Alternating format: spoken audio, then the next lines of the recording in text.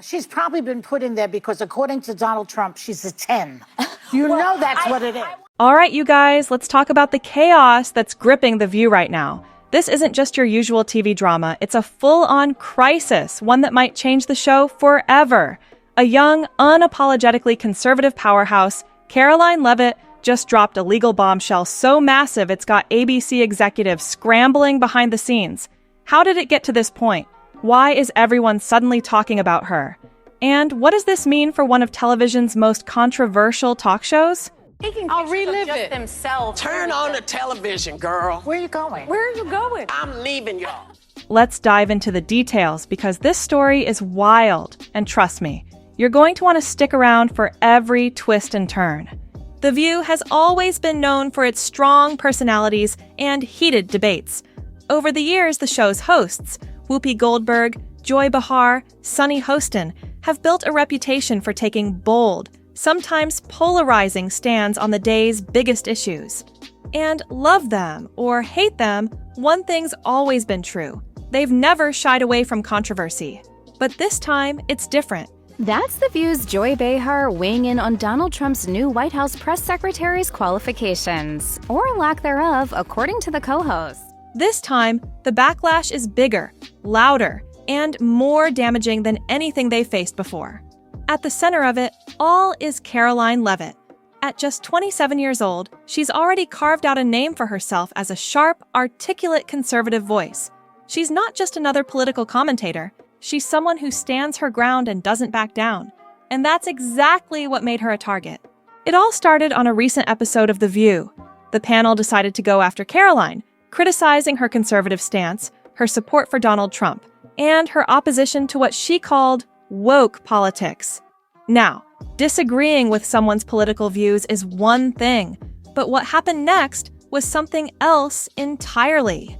Now to the cackling witch herself, Joy Behar from The View, whose jealousy is something to behold. Joy Behar, with her usual smug tone, dismissed Karoline's entire career. She claimed that Karoline hadn't earned her success through hard work or talent, but because Trump thought she was a 10. In other words, Joy reduced Karoline's accomplishments to nothing more than her looks. Then Whoopi Goldberg chimed in, arguing that without wokeness, Karoline wouldn't even have a job. She only got that job because of the opportunities created by the very system she's criticizing. We're not scripted. Joy Behar gets candid about when she was fired from The View. It was a big deal at the time since Joy had been on the series since it debuted. Whoopi said. It was a direct attack on Karoline's credibility, one that implied her entire career was built on hypocrisy. Here's where the irony really hits. The View has always positioned itself as a platform for empowering women. The hosts frequently champion the idea that women should lift each other up, not tear each other down. But in this moment, they did the exact opposite.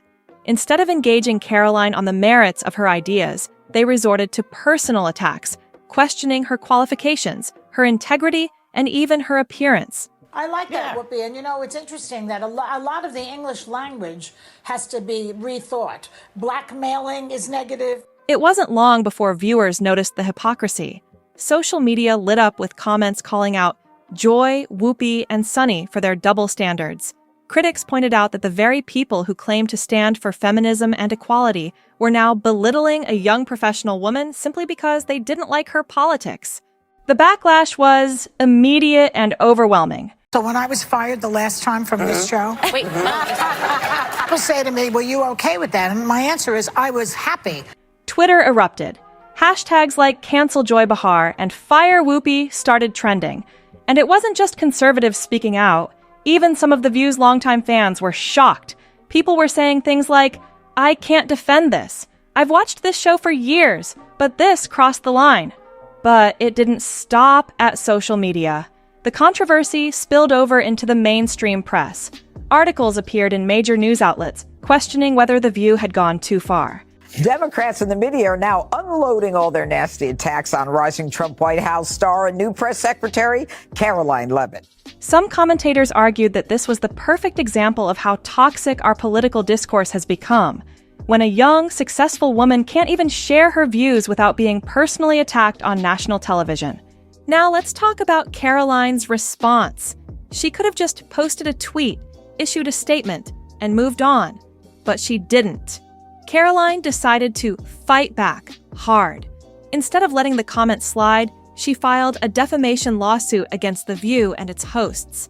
The View hosts have got themselves into hot water again after they did the very thing they purport to be against. Think about how rare that is.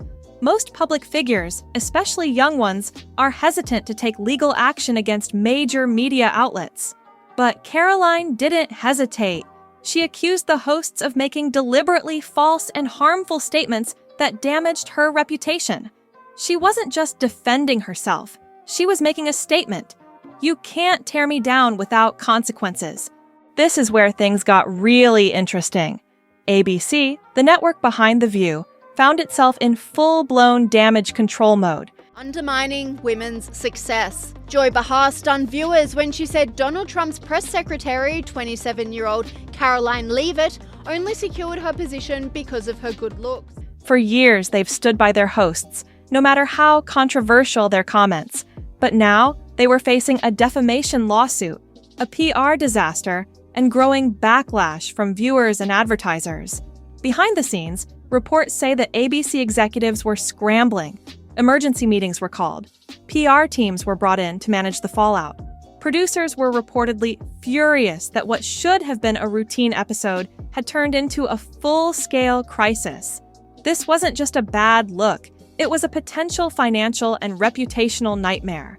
I always have friends where I work, and if I don't have friends at the job, I will not keep the job. So when I was fired the last time from this show... Sponsors started to get cold feet. Brands that had been proudly associated with The View began reconsidering their partnerships. Nobody wants to be linked to a show that's being accused of hypocrisy, bullying, and defamation. And viewers? Many felt betrayed. For years, The View marketed itself as a place where women's voices were amplified. But now, people were seeing it as a platform that only supported women who fit a certain political mold. The trust was eroding, and even the show's most loyal fans were starting to ask, is The View really about empowering women or just pushing a political agenda? But let's step back for a moment. This controversy isn't just about The View. It's part of a larger conversation about the media, accountability, and how we treat people with differing opinions. Should public figures be allowed to make inflammatory remarks without facing consequences? Or does holding them accountable risk stifling free speech? The truth is, this situation forces us to think about where we draw the line. When does debate turn into defamation? When does critique turn into character assassination? It's a slippery slope, and this case has people on both sides of the political spectrum reevaluating their views on media ethics. Job. It was her first press briefing. She worked in the previous Trump administration. The comment was bizarre, especially coming from Joy Behar. So, what's next for The View? ABC is reportedly considering its options. Some insiders say they might clean house, replacing certain hosts to restore credibility. Others believe they'll double down, hoping the controversy will eventually fade. And what about Karoline's lawsuit? If she pushes forward, it could set a precedent for how public figures deal with defamation. On the other hand, ABC might try to settle quietly, hoping to make the problem go away without a drawn-out legal battle. One thing's for sure, this story isn't over. The fallout from this controversy could reshape The View, its hosts, and the broader conversation about media responsibility. And as for Karoline Leavitt, she's proven that she's not just another pundit. She's someone who's willing to stand up and fight, no matter how powerful her opponents may be. So, what do you think?